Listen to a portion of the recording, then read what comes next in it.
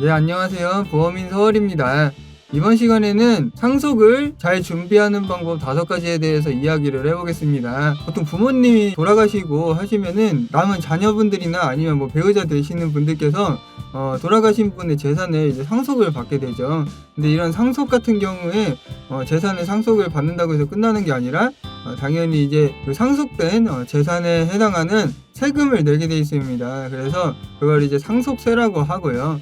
이제 상속세가 우리나라가 좀 세율이 높다 그래서 말이 많기도 한데, 아무튼 이런 상속에 대해서 좀 준비를 잘 해보실 필요가 있는데요. 이번 시간에는 이런 상속세 이런 부분에 대해서 준비를 잘하는 5가지 방법에 대해서 한번 이야기를 해보도록 하겠습니다. 이제 첫 번째 방법에 대해서 먼저 말씀을 드릴 텐데요.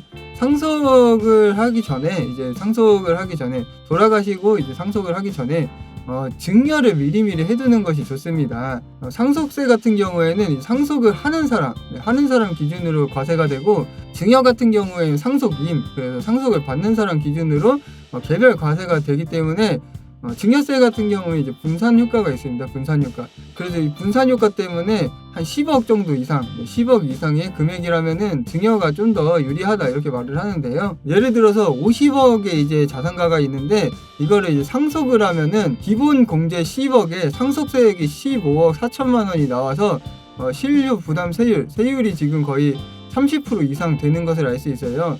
근데 증여세는 이 50억을 예를 들어 5명의 자녀에게 상속을 한다. 5명이라 했을 때 이제 각각 5천만 원씩 기본 공제가 들어가서 상속세액이 11억 2,500만 원이 됩니다.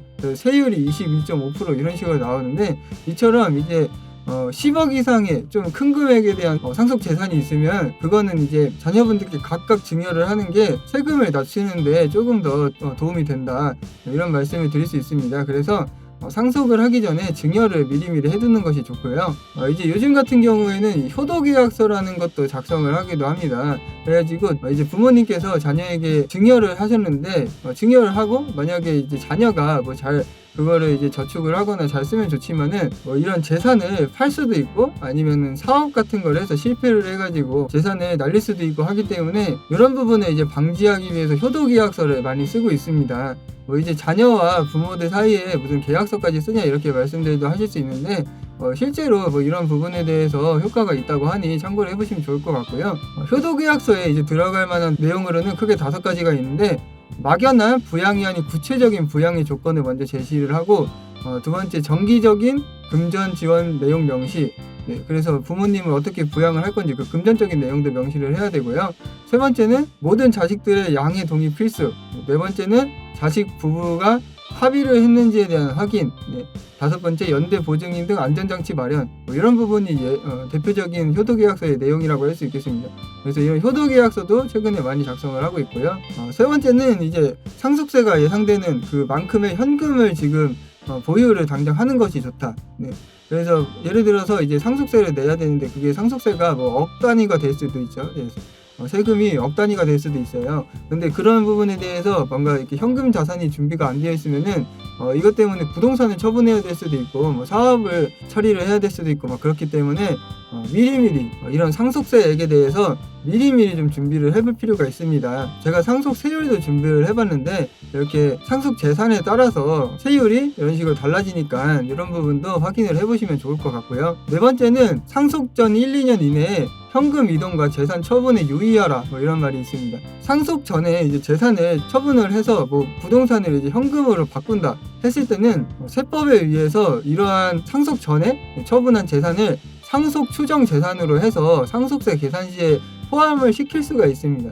왜냐하면 이게 상속세를 줄이기 위해 어떻게 보면 탈세 비슷하게 해서 안 좋은 편법이 될 수 있기 때문에, 그 부분을 막기 위해 세법에서 이런 부분을 추적을 해서 이 재산이 어떻게 처분되었는지 그런 부분 내역을 확인을 해서 이거를 이제 상속세 계산 시에 포함을 시킬 수가 있습니다. 그래서 1, 2년 이내에 이런 식으로 현금 이동을 했을 때는 상속세 계산되는 부분에 대해서 주의를 하실 필요가 있는데요. 1년 이내에 2억 이상, 2년 이내에 5억 이상 재산 처분을 했으면은 요 현금들에 대해서는 좀 상속세 부과가 될 수 있기 때문에 주의를 하셔야 된다. 이렇게 말씀을 드릴 수 있고요. 마지막으로 이제 상속 준비는 빠를수록 유리하다 라는 말씀을 드리고 싶은데, 이건 앞서 말씀드렸던 이제 상속보다 증여가 조금 낫다 이런 부분하고도 비슷한 내용입니다. 이게 뭐냐면 증여는 이제 10년 단위로 갱신이 됩니다. 그 한도가. 그래서 증여세도 이제 면제되는 그 한도가 있는데 그 한도가 이제 10년이 지나면 갱신이 돼요. 그래서 미리미리 이제 증여를 해서 상속시 재산을 어느 정도 이상 줄여놓고 그리고 나서 이제 상속을 했을 때는 상속세율이 줄어들기 때문에 세금을 적게 낼 수가 있겠죠, 상속세를. 그래서 예를 들면 80세 정도, 요즘에 이제 평균 연령이 80세가 이제 넘어가고 있는데 기대수명이 80세가 넘어가고 있는데 그래서 보통 70세 정도 내외로 증여를 이제 하면서 상속을 시작하는 것이 좋고요. 또 이제 상속인이 증여를 받는 것과 상속인 이외의 사람들이 증여를 받는 것에 이 상속세 합산기간, 증여세 갱신기간이 조금 다르기 때문에 이런 부분도 좀 잘 확인을 해보시는 게 좋습니다. 그래서 이번 시간에는 상속을 잘 준비하는 방법 5가지에 대해서 한번 이야기를 해봤습니다. 이런 상속에 대한 부분도 돈이 많이 들어가는 부분이고 준비를 철저히 해야 되고 또 복잡하기도 하고 그렇기 때문에 이런 부분 영상 내용 참고하셔가지고 잘 준비하셨으면 좋겠습니다. 영상 잘 보셨으면 좋아요와 구독도 눌러주시고 다음번에 더 좋은 영상으로 찾아뵙겠습니다. 좋은 하루 되세요. 감사합니다.